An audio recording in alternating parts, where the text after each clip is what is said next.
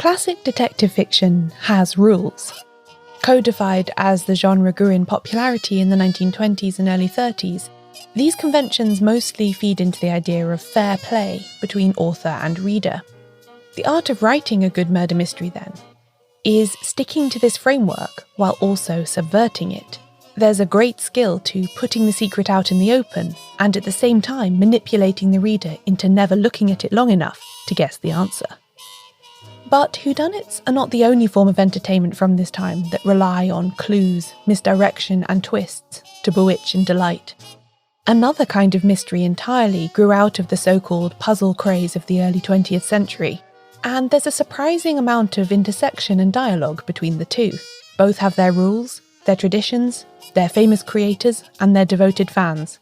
So grab your pencils and put on your thinking caps, because today we're going to solve some crosswords.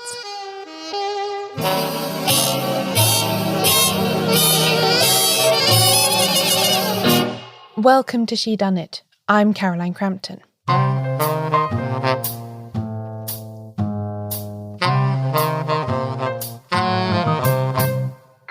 The first crossword was published because it was almost Christmas and a newspaper editor had run out of ideas. It was 1913, and Arthur Wynne, the journalist in charge of the New York World's weekly colour supplement titled Fun, had more space available than he had words to fill it with.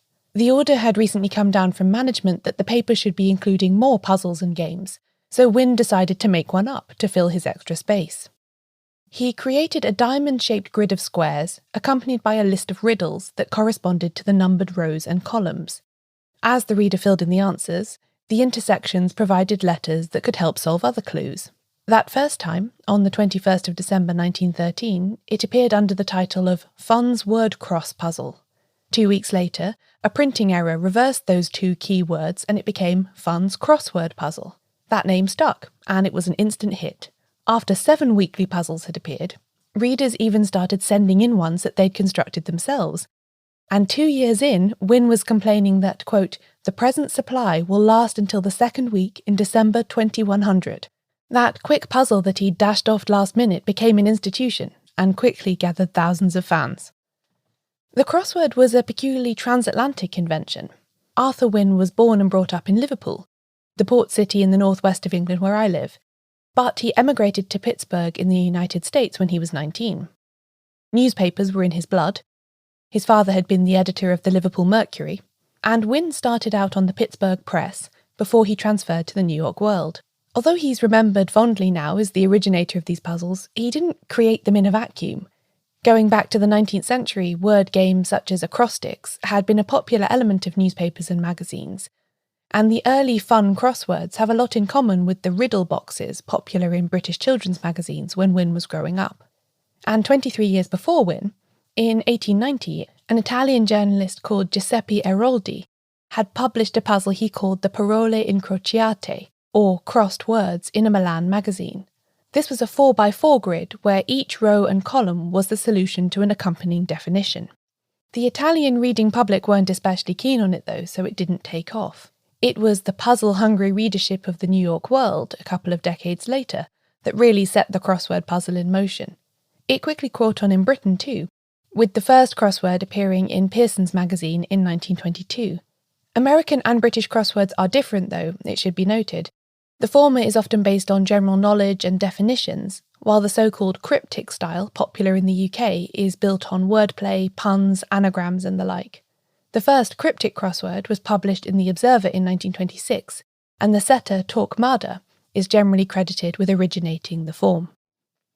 But what does any of this have to do with murder mysteries? Well, these two forms of puzzle, the crossword and the classic fair play whodunit, were exploding in popularity at the same time, and this collective passion had a common source in the so-called puzzle craze of the period immediately following the First World War. I've talked before on the show about the convalescent qualities of whodunits, and how people exhausted and traumatised by years of conflict found comfort in this genre. And the same dynamic was at play with all kinds of distracting puzzle-based entertainment. Jigsaws, treasure hunts and parlour games all surged in popularity, and the crossword was right up there too. The critic Alison Light has described the effect of murder mysteries in this post-war period as, quote, the mental equivalent of pottering. And the same could be said of word puzzles. Even the genre's detractors saw the similarities. In his famous 1945 New Yorker essay, Who Cares Who Killed Roger Ackroyd?, the critic Edmund Wilson says that, quote, "The reading of detective stories is simply a kind of vice that, for silliness and minor harmfulness, ranks somewhere between smoking and crossword puzzles. People love whodunits and crosswords alike, because they're absorbing and distracting, but not disruptive." I feel like I should issue a disclaimer at this point. I am not good at crosswords, especially the cryptic ones that really passionate fans of these puzzles adore, and I've never devoted any real time to learning their ways. I'm not sure why. I'll happily spend hours and days thinking about the nuances of a 1920s murder mystery, but when confronted with a crossword clue like, "One may take issue with rising fish stocks," 9 letters, my brain just glazes over.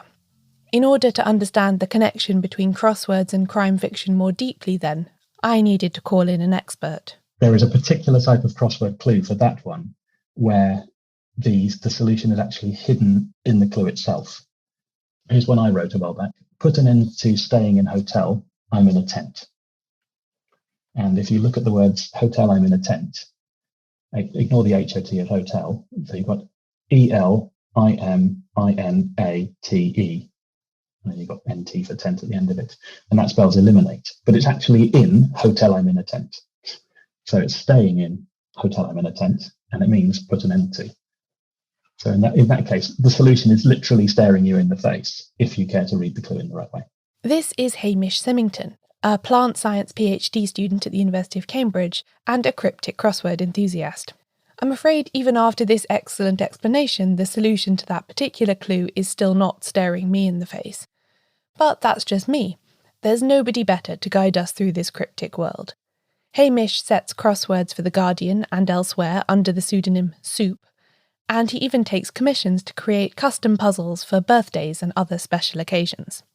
I knew in principle that cryptic crosswords and crime novels shared many features, but it wasn't until I talked to Hamish that I realised quite how much they have in common. For starters, crosswords have rules that setters are supposed to follow, very much in the way that the writers of classic whodunits were too. A clue should contain 2 things. It should contain a definition. It should contain wordplay to give you the answer to that definition, and nothing else. And that is a really difficult thing to stick to. There are some times where you want to include a few extra words just because it would really make the surface of the clue look like something else. But it doesn't contribute to the actual meaning of the clue. It's extra cruft which you're putting in just to make it look good. That is not allowed. And then there's the dynamic between the setter and the solver, and the way that clues have to be both transparent and opaque at the same time. And this is the joy of cryptic puzzle as opposed to general knowledge or something like that.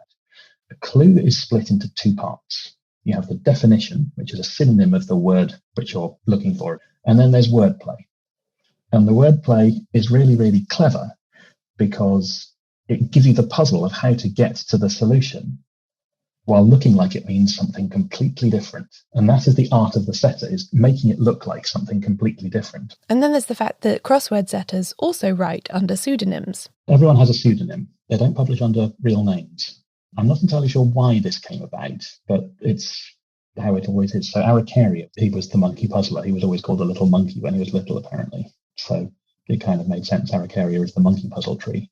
Araucaria was the pseudonym of the Reverend John Galbraith Graham, who was a popular cryptic crossword compiler for The Guardian from 1958 until his death in 2013. He was a crosswording mentor of sorts to Hamish, who also succeeded Araucaria as the editor of One Across magazine. Setters like this, who publish puzzles over many decades, develop a certain style and way of doing things that fans recognise, just as a favourite author might have a distinctive flair or a recurring character. I can't work out how to explain it. You just get to know the setter. Some setters are witty, some like Shakespearean characters more than others. And there's a setter called Boatman who will always include the word boatman in one of the clues. And that could mean sailor or tar or AB for able seaman, or it could mean I or me for the setter. There's a setter called Paul who is often a bit more smutty. You'll probably get a bum joke in every one of his crosswords. There are some whose puzzles you just look at in complete awe. There's a setter called Brendan who is amazing, and he set a puzzle which nowhere in the grid was there the letter E, which is the most common letter. Setting that as a grid is actually relatively straightforward. Nowhere in the clues was the letter E either. But that sort of stuff is amazing. Arakaria had his own style. He was very much anything goes as long as it's fair. There are rules which you have to follow. He didn't always follow the rules, but he knew what he was doing when he was breaking them. And you could tell that from the clues. You would always think the clue was fair. That sounds rather familiar to the mystery fan, doesn't it? A group of clever writers, often working under knowing pseudonyms, who play with the rules of a form that first became popular in the 1920s to baffle and delight their readers. The more I learned from Hamish, the more I began to see all of the parallels between the golden age of detective fiction and the world of cryptic crosswords. It was almost enough to make me want to try and solve one for myself. Almost. After the break, what happens when you put the crosswords in the crime fiction? And there'll be more on that after the break.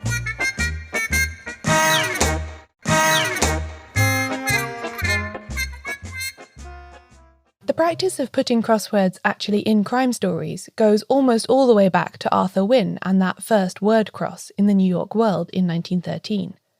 After that puzzle series became so popular that the paper was inundated with reader-submitted solutions and puzzles, Wynne was assigned a secretary to help him manage it. Margaret Petherbridge, a highly educated woman who had her own ambitions to become a writer, initially saw this as a bit of a dead-end job, but she found herself sucked into the world of the crossword regardless, especially after she realised how much of the mailbag for the page was readers complaining about Wynne's shoddy setting and frequent mistakes. Once she'd tried some of Wynne's puzzles for herself and realised that they were technically unsolvable, she vowed to fix it. She took the whole thing in hand and put it on a more professional footing. She even became a crossword enthusiast herself, and when she left the New York World, she was one of the editors of the first books of crosswords, which was published by Simon & Schuster in 1925. It was incredibly popular, with 350,000 copies selling in the first year. Booksellers and libraries even reported a sudden decline in sales and borrowing because everyone was just doing the crossword book instead. Petherbridge joined the New York Times in 1942 as its first puzzle editor, and was described by the New Yorker as probably the most important person in the world of the crossword puzzle. But from our point of view, Margaret Petherbridge's most significant contribution to the intersection of crime fiction and crosswords was a series of 21 short stories that were published by Mystery Book magazine in the 1940s. They starred a sleuth called Inspector Cross, and included a crossword puzzle that readers had to solve in order to fill in the gaps of the mystery story. This is a formal experiment that's been repeated down the 20th century, demonstrating just how closely the puzzle and the puzzle mystery are intertwined. For instance, an author called Nero Blanc, actually a pseudonym for a husband and wife writing team, throughout the 2000s published a dozen installments of a series called The Crossword Mysteries, which are whodunit novels that come with downloadable crossword puzzles that the reader can fill in to augment the story. Detective novelists have long dabbled with crosswords in their fiction, and puzzles can have narrative uses beyond this more literal method of solve these clues to reveal elements of the story. The Dorothy L. Sayers short story The Fascinating Problem of Uncle Meleager's Will, published in the 1928 collection Lord Peter Views the Body, is an excellent example of this. The crossword is for the characters to solve, not the reader, although Sayers did kindly include a grid and the correct answers in the back of the book for anyone who wanted to try. A friend of Lord Peter Wimsey's sister is struggling to track down a rich uncle's will, and the sleuth helps her to uncover that the answer lies in a set of riddles with answers that must be slotted into the tiled grid of an indoor fountain. I asked Hamish to take a look at these clues, and he reported that while this isn't a true cryptic crossword, he described it more as a riddle. They are well written and much better than the usual standard of puzzle to be found in fiction. The writer E.R. Punchin went one better than Sayers in 1934 and published an entire novel titled Crossword Mystery. This sees his sleuth Bobby Owen sent to provide protection to a jittery stockbroker whose brother has recently died in a seemingly innocent swimming accident. A crossword devised by one of the victims in this story provides pivotal clues that leads to the eventual solution, And again, Punchin played fair by the reader by including the grid in the book so that everyone could have a go. Again, pointing to the similar skills required to solve a murder and a crossword puzzle. I couldn't make any sense out of this one myself, but I have read others say that it's particularly hard, so I don't feel too bad about myself. We find the same trope of a dead person leaving a crossword behind to illuminate their demise in Close Quarters, a novel by Michael Gilbert that was published in 1947, but demonstrates many of the characteristics of the previous decade's whodunits. It's set in a cathedral close, with the various resident clergy rocked by a spate of poisoned pen letters that accuses one of their number of negligence.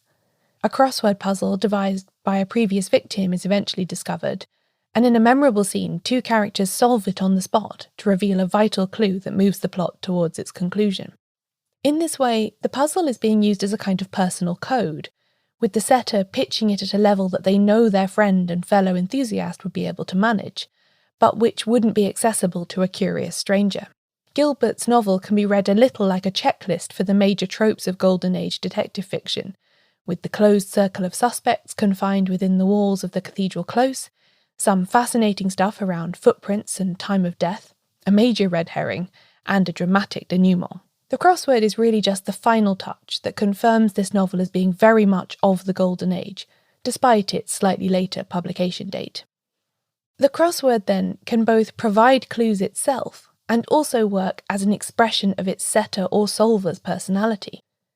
This latter attribute is very much on display in a short story called The Clue by the Anglo-Irish writer Lord Dunsany. This is a very brief piece, which turns on the idea that an apparently perfect murder can be solved by unravelling the crossword that the killer filled in while waiting for their victim to arrive at the deadly rendezvous. The sleuth divines a lot about the solver by looking at which clues they went for first and which solutions they missed entirely. You can learn a lot about a person, it turns out, based on which obscure facts they know and which ones they don't. And lest you think that it's only Golden Age authors who dabbled in crossword-based murders, I must just point out that Patricia Moyers published one in 1983 called Six-Letter Word for Death. This one is rather more convoluted and leaves me yearning for the stark simplicity of a grid on the page. But since the sleuth is initially tipped off to the murder by mysterious crossword clues that arrive anonymously by post, I think it has to be included in the crossword mystery canon.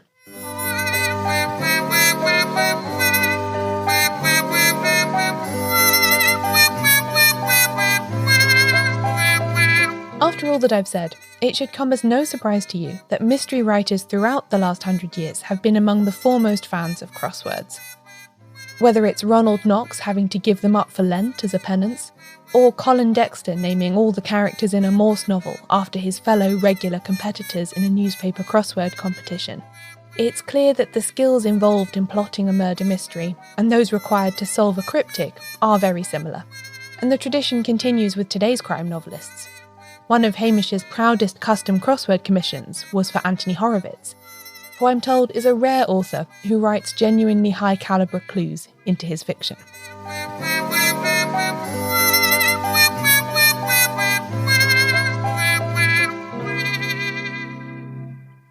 I've always found crosswords intimidating. They seem to have so many rules and conventions that I just don't understand. But now that I know they're essentially just murder mysteries in grid form, I'm rather more inclined to give them a go. Whether it's crime or cryptics, we're all just searching for the solution, after all.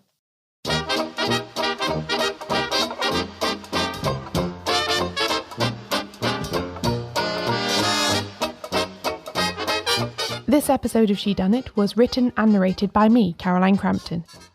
You can find out more about the podcast and everything it covers at shedunnitshow.com, where there are also transcripts of every episode. Shedunnit is edited by Euan MacAleece. Production assistance from Leandra Griffith. Member support for the Shedunnit Book Club from Connor McLoughlin. Thanks for listening.